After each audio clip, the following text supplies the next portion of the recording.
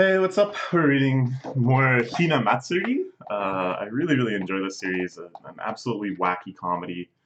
We're a few chapters behind on it, so hopefully we can get through these, I don't know, over the next few weeks.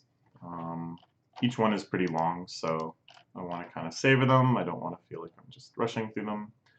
This one has a strange title. We are the Get Punched in the Face Brigade.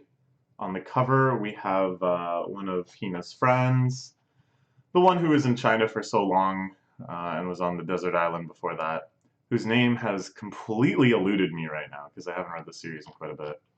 But she's got the Hannibal Lecter treatment, you know, strapped into the little vertical dolly thing with the face mask, only able to talk, not able to move through the straitjacket or anything like that. Such a danger she is. Okay. Shingaku High, Chunen High, and Taihen High.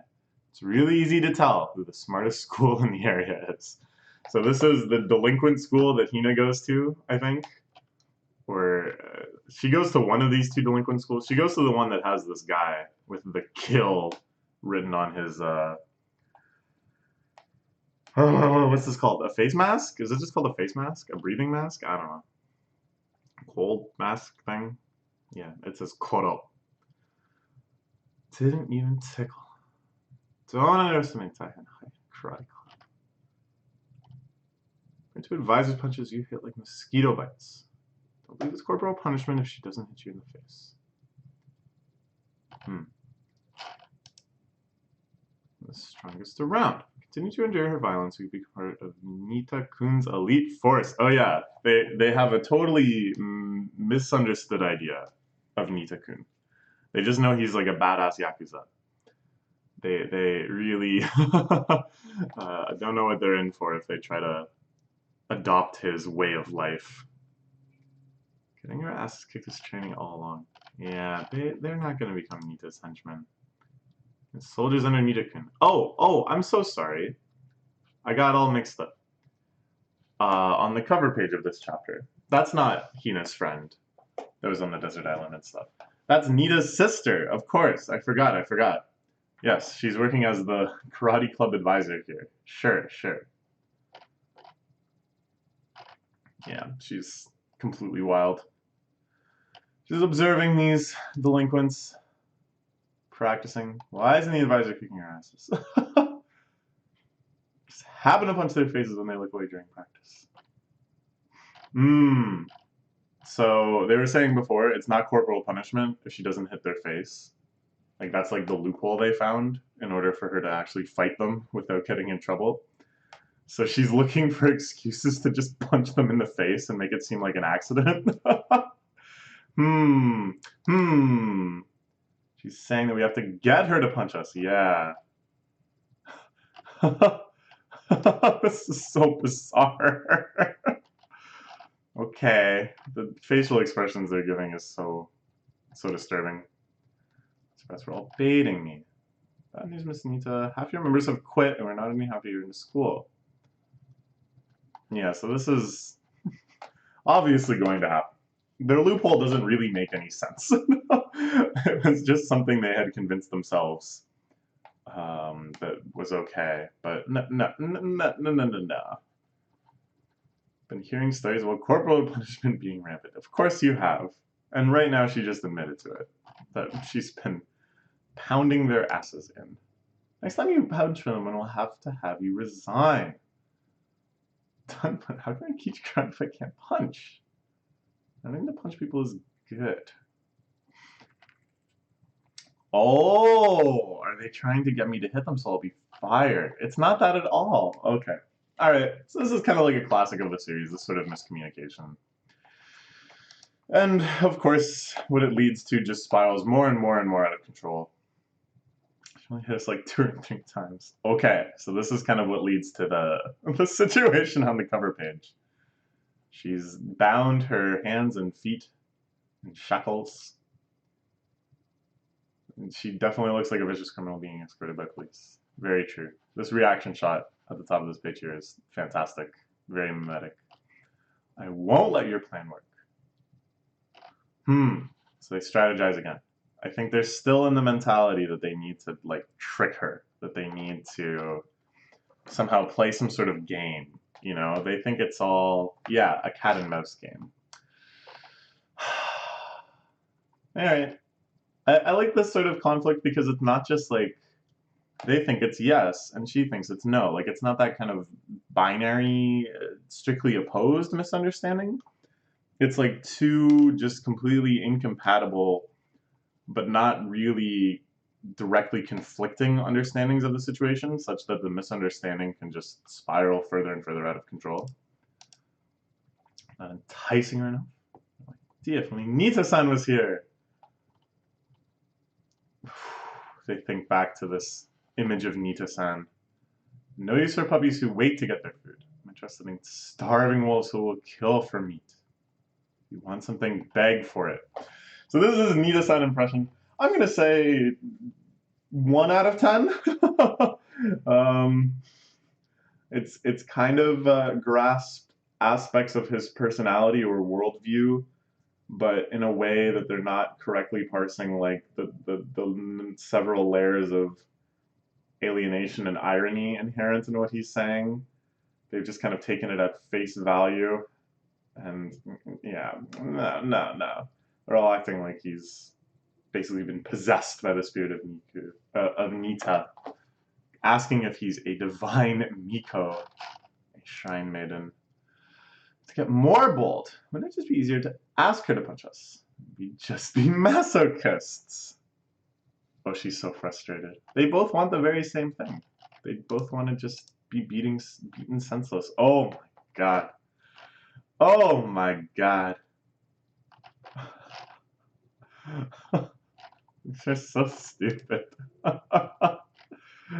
Yeah. What is this? Oh, what are these poses? This is so insane. Flapping their arms around like deranged birdies. Oh my god. She tries to rip the handcuffs off so much that she cuts her wrists and blood splatters on them. This is just insane. This is like some really, really depraved activities. And I like this sort of situation too. This is a common Hinamatsuri one. We have this misunderstanding that spirals out of control. And then it kind of like locks into place in some sort of weird equilibrium that just goes on and on and on. Like the classic example, of course, is her classmate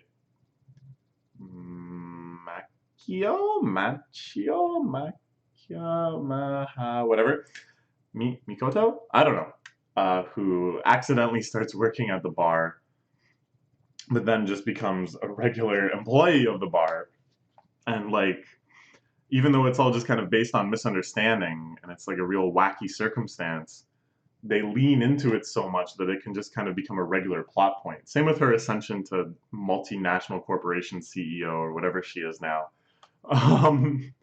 It's so like this sort of club activity, it's not going to be some episodic thing necessarily where at the end they resolve the misunderstanding and it's fine.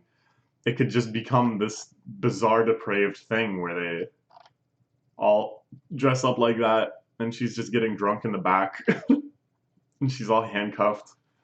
These guys are looking weirder and weirder and doing bizarre rituals to try to get hit.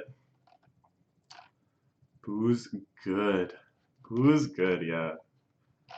Nita's sister, also a big drinker, as we've seen in many chapters. Meanwhile, we cut back to our main household unit, Nita and Hina. Nita, of course, is cleaning a vase, because this is what he actually cares about. He doesn't want hungry wolves. He doesn't want violence. He just wants a nice collection of vases. Great timing, Hina. What's up? Got a call from Killer Chicken. That, of course, is the guy with the face mask and the weird hair. The hair that I guess is supposed to look like Nita's. Something happened. Now she just keeps drinking during club. Her head's messed up. No idea what to do anymore. We can't say what we want to tell her. We have no choice but to rely on you. And of course, they're expecting some sort of decisive Yakuza action. But I think instead they're just going to get Nita kind of blowing them off. You have to tell her what you want to say, otherwise you'll create more misunderstandings. Yes, he says, this is from my experience. Not his Yakuza experience, but his experience living the daily Hinamatsuri. Such divine words, Nita-san. Be honest to her then. You listen to us as well. Okay. So, this is good. This seems like it'll resolve the situation, perhaps. He gave them good advice. You have to tell her what you want to say. Even though they're worried that they'll seem like masochists, they can just explain themselves. Oh, we've realized that we can take hits so much better when we get into little rumbles with the other school. It goes a lot better for us. Sure, sure. No, we're getting stronger thanks to you. Brought up some good memories of their saying that she must be so proud. Okay, so this is the final situation. You know, the kind of punchline of this sort of misunderstanding is like, as you progress alongside the misunderstanding, as you're reading it, it's like, you know why everything is happening, okay? Such that by the end, it's maybe not even so shocking what it's devolved to because you watched it every step of the way. But then, if you bring in the outside character and you're forced to consider their perspective on it, and you suddenly realize just how insane absolutely everything you're seeing is, that's a good time. That's quite fun. That is exactly why we need you to hit us with everything you've got. Aren't you kicking our asses, Sensei? Yeah, exactly. He thinks, are these all just a bunch of masochists? Just wanted to beat us up. Yeah, that's quite some masochism. She's in handcuffs. But why? What are you people showing me? Yep. Classic, classic. Yes, Sensei, we want you to beat the shit out of us. We're lifting the face embargo. Boy. So she still, of course, thinks this is all just a ploy to get her fired, right? That they're being more and more aggressive and baiting her into punching them such that they can go corporal punishment, and get her kicked out of this job that she loves, question mark? All of the power that has been resting inside of me. She rips the handcuffs off.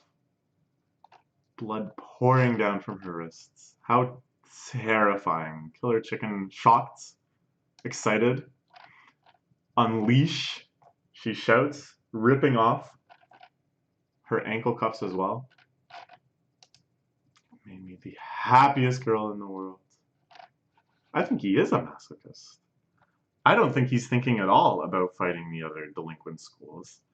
I think right now all he can think about is the beating at hand and how excited he is for that. I think something has just been turned on inside of his body, and I don't think you can ever flip that switch off again. This is a good shot. His face totally distorted. Oh, how is that, Nita-san? You did great, Killer Chick. Wait, is he actually saying this? I half expect this to just be his own delusions after getting concussed in one hit and passing out on the floor.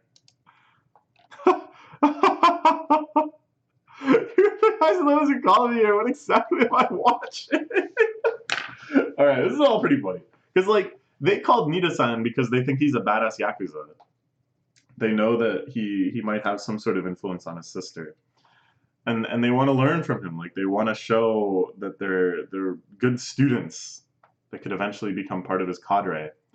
And like, this is, this is all to their plan. But from Nina's perspective, he was just called here to watch a bunch of high schoolers get beat up by his sister. Like, this is pretty good. It's pretty good. Please tell us we're gonna die!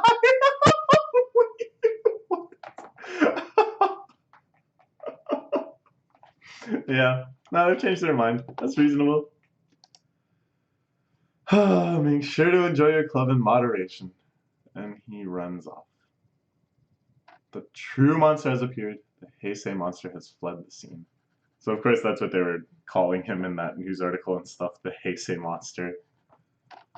So Nita runs off. Nice. Nice scanlations. Sure. And yeah, please support the official release. The series is getting officially localized now. I think there's actually 2 or 3 volumes out. through One Piece books, I believe. Is that what they're called? It's like the other sort of book, or the other sort of piece, I mean. Like, you know, Peace Not War. We're up to volume 3 of Hinamatsuri through them. So check it out. They also apparently have a graphic novel called Dostoevsky, The Life and Work. That sounds awesome. Okay, that's all for now.